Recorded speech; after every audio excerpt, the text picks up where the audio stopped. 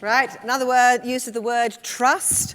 I love the idea, civic leaders, business leaders, the vision of Sam Walton and how that they're trying to carry that forward and live up to that. So thank you very much, Andy. Thank you very much. Now, I hope you've all been sort of filling in question forms. Anybody want to get a question form? Put your hand up and we'll come here to be cycled. Could somebody come and collect the question over there, please? Whilst we're collecting in some questions, I've just got a couple of things I wouldn't mind posing to the panel. You all come across as being mighty passionate about what you do and what you're trying to achieve in your business. And I want to know how you get that passion across out into the boondocks of your business. It's all very well in headquarters and inspiring the people who are in your immediate circle around on your floor in the business, but how do you communicate your passion, your vision, this agenda across multiple units or worldwide enterprises? So perhaps somebody, maybe Richard II, I'm going to call you, there we are. You've got a massive empire, lots of units scattered to the four corners. Go for it. Yeah. This is not my mobile phone, but it's somebody's. That's one of us. It's not mine. No, it's not mine either. But, look, I think as a chief executive or a leader of any business, you clearly have an obligation to direct the organization, to engage the organization, to inspire the organization, and that's part of your job. But I think what I would say in this arena is that, yes, I am passionate about it, and I think it's an interesting idea. I'd love to talk to you more about having crazy people on the board. I have a couple of crazy people on the board, but not for that reason. But I think for a lot of people, certainly my generation, that it is just an integral part of how you think about life now and how you think about business, and that's almost how you've been brought up. So you can make a statement to people around the company, but what I think works better and actually what is more relevant and real, and I tried to talk a bit about it in my few words, is that in our business, it comes from the bottom up. And we had some great ideas around CR at the corporate center, and they didn't get traction. I'm looking at two of my colleagues here who've given it traction in the business, and the reason it works so well around the issues I talked about at the academy, shelter and storm and so on, is because that's what people in our businesses did. So when we talked about where we were going to focus our efforts in IHG, it's because that's what was already going on in our business. Mm-hmm. And I think, therefore, you become almost a channel for what's already happening as opposed to trying to impose your view on the organization. And Cressy, from the small business's point of view, the passion of the founder, the passion of your mission, as you grow, how are you going to sustain that and those values? I think for us, it's definitely, again, transparency. And it's also the fact that I will always do the things that I love. We are growing almost too quickly at the moment. And the first role and one of the first jobs that's going to come in is going to be a CEO. It's going to be someone who takes over managing the business, because I am going to be in the landfills where I am meant to spend my time. And the fact that I'll always be dragging the waste home and cleaning it myself, I think, shows everyone that we work with and the journalists and the people who come to stay with us and to visit. I mean, we've had, I think, 16 journalists in the last 6 months, and most of them have stayed in our house because they're fascinated by the fact that our house is filled with waste and made of waste as well. It's just that we live our values, we're very transparent, our hearts are on our sleeves, and no job is too small or too unimportant for me to tackle myself. Okay. And that's how we generate and inspire the trust that we've got. By the way, she's modeling the products, in case you hadn't noticed. Can I just move on and pick up really what Tony said and say, so what are you going to change dramatically in your business if you're going to be here in 20 years' time with, Tony's point, tremendous resource scarcity challenged by a rising population? I think, there's two things in our business. The growth of online retailing is changing the shape of business. And the pace of which that is moving is I think, it is surprising everybody. I don't think just our business, I think the industry. And retailers like Amazon have fundamentally changed the shape of the way in which online retailing is working. And of course, then there's smaller businesses which are moving in faster. But I think that the word transparency and information flow is what is probably the biggest piece of change that we're grappling with in terms of how much transparency. And of course, we're very, very close to the consumer. but realizing and taking a lead position on creating even greater levels of transparency than we would have considered even 2 years ago. And I think that's something that will only gather in momentum. So whether that's about pricing, whether it's about safety, whether it's about employment, I think it just continues to gather more and more momentum. And those businesses which stay ahead and keep a very transparent organisation will be those businesses that succeed. Okay, thanks. Questions are now coming in thick and fast. Very current question. Today's Twitter, this is one for you, Richard, number 1. Very passionate plea from senior Goldman Sachs employee to refocus the bank's culture to what's best for its clients, equals community. Do you agree with this employee that the culture needs change? You probably haven't seen the Twitter. Haven't seen the Twitter, but I'll answer the question. Good man, thank you. Absolutely. We're a service organization, a service-based organization.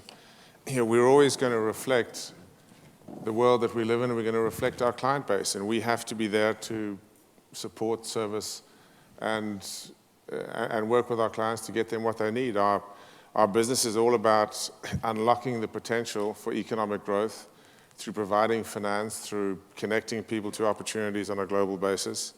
If we, my colleague here from McDonald's made the point earlier, if you lose touch with your customers or you lose touch with your client base, you're not going to have a long-term sustainable business. We've been in business for over 140 years, and we intend to be in business for the next 140, and that's going to be driven and centered absolutely around our client base. Okay, thank you. Another question. McDonald's talked about learning from what wasn't working. What lessons and resulting actions can you share from that experience which has helped your responsible business journey? Anybody want to answer that? So learning from the mistake, as you might say, which is perhaps the way most of us learn in life. Anyone want to volunteer on that one? If I'm allowed to, I don't know if it's still aimed at McDonald's, I think it's instructed us that, when Andy was answering the question before, businesses will change. So everything you do will be progressive. And so I think you need to, I think we now have a mindset. We've almost got too many things we want to do, and we have to distill that down and control that in a way that goes to our restaurants, our outlets, to make it easy for our people to be able to run the restaurants well with good energy. And so I think what it has taught us is to get outside of the next 12 months and to look as a food business, for example, how are we going to be able to supply food in a sustainable way in 10 years' time?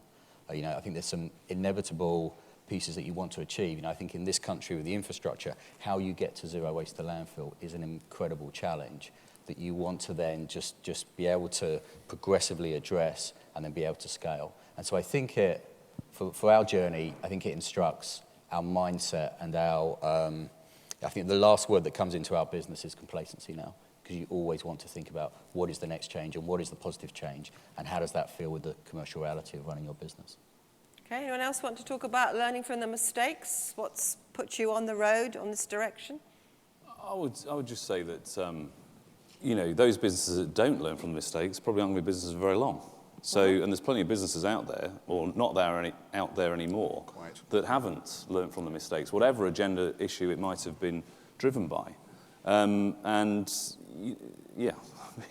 We've got many that we will have learned from over the years. Yep. Okay, any other comments about that? Actually, it's quite an interesting point because I'm researching one of the speakers for tomorrow afternoon, and he started off in a company, Lucas, which employed 80,000 people and is no more because they didn't change. They didn't learn about the changing environment. Now, it's inevitable, ladies and gentlemen, there are lots of questions about pay, executive pay. So guys, come on, cough up, tell us your views, give me your view about what your organization's doing about executive pay. Are you guys all paid too much? What is fair pay, fair reward in your roles? Come on, spill the beans, please.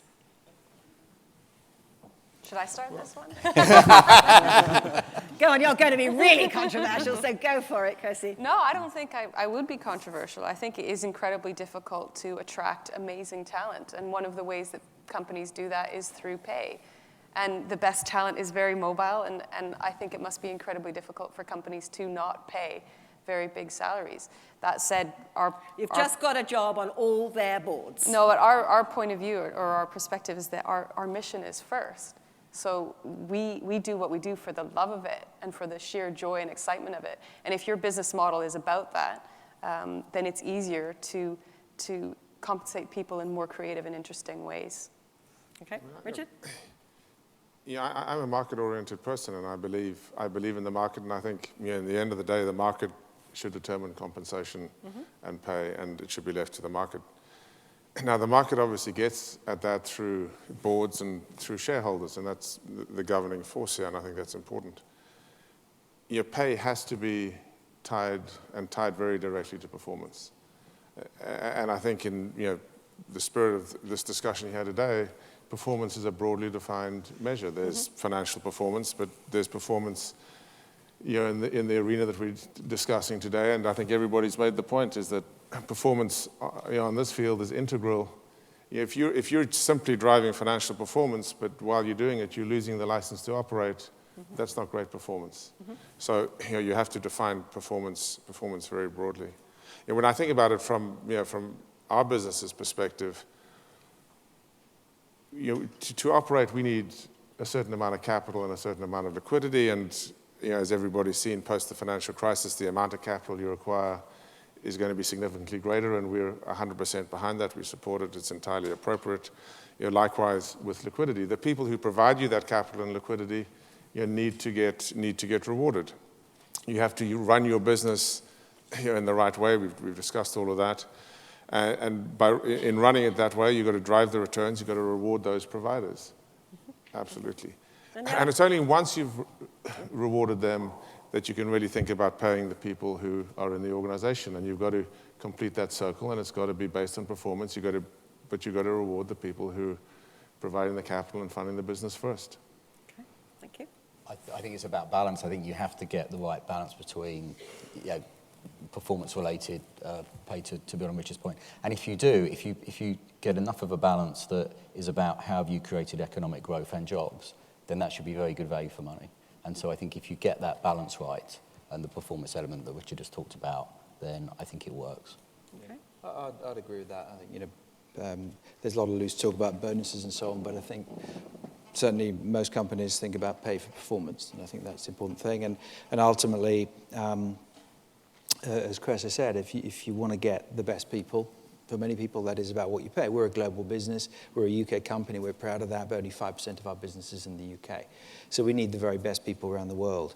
I think the other side of it, though, is how many jobs are you creating, and what are you doing in terms of growth? So we're looking to create over the next 3 years about 100,000 jobs. Now, those aren't all going to be high-paid jobs, but they are opportunities to get into the workforce.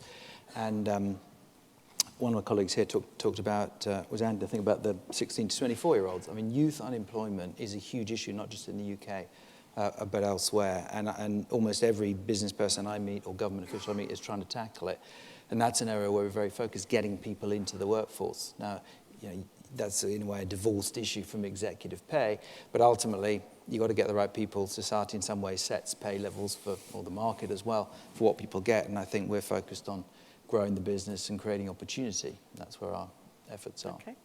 We have a fistful of questions also on a topic which we've touched on a bit, which is really about long-term sustainability. So Gavin McNaughton of Core Credit Group, his question is, the UK has a reputation for short-term investment. Sustainability requires long-term.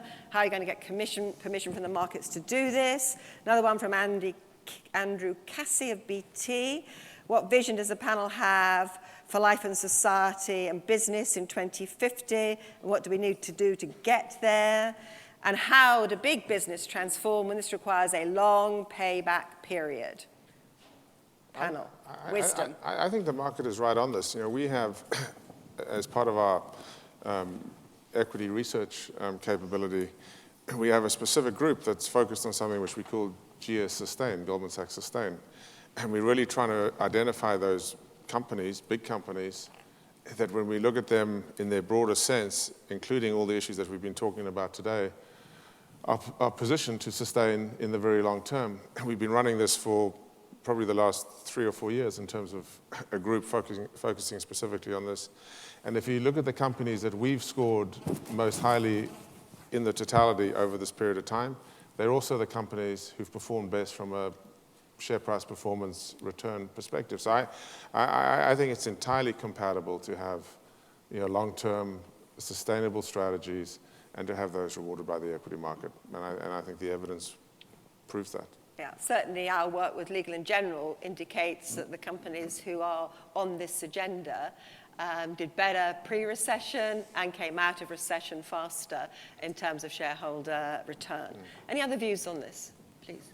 We have a 2050 map on the wall, and it says what the worst possible things could happen in 2050.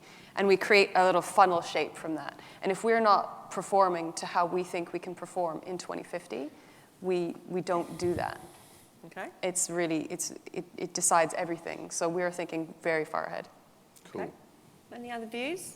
I was just Short-termism, I think, next year's profit? I think for business you've got two key stakeholders, or probably three, and shareholders and consumers, and then the people that you work with. And I think this is where leadership takes a different level of responsibility. So within Walmart, Lee Scott, who was the chief executive 4 years ago, set a very clear agenda for the corporation, which didn't have specific paybacks, just took a leadership position, which is this is what we're going to do, because he passionately believed it was the right thing for the world and the role that Walmart played within the world.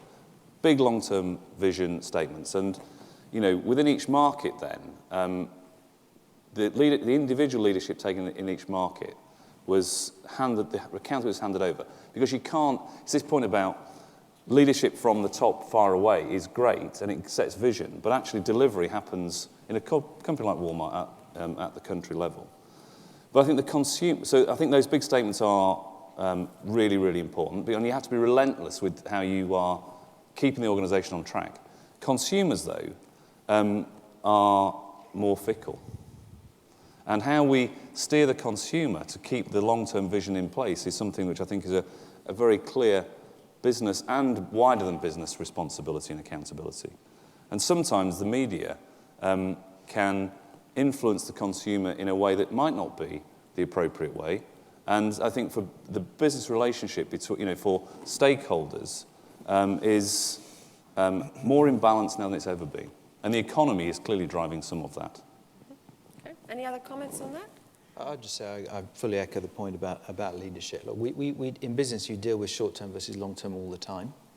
And I think it's our job as leaders, particularly as chief executives, when you're standing up talking about the sustainable future of your business. Because the value of your company is effectively the value of the future cash flows you can generate. So investors look for sustainability. It's an interesting point Richard made about valuations. So you have to make the case. I don't think you can expect somebody else to make it for you.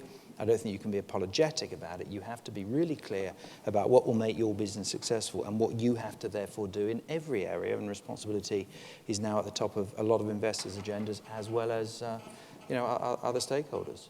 Okay, so making the case, leadership, taking the customer or the client with you on this journey. 3 points in response to that, which I think actually leads us neatly into you, Tony, because what is long-term sustainability?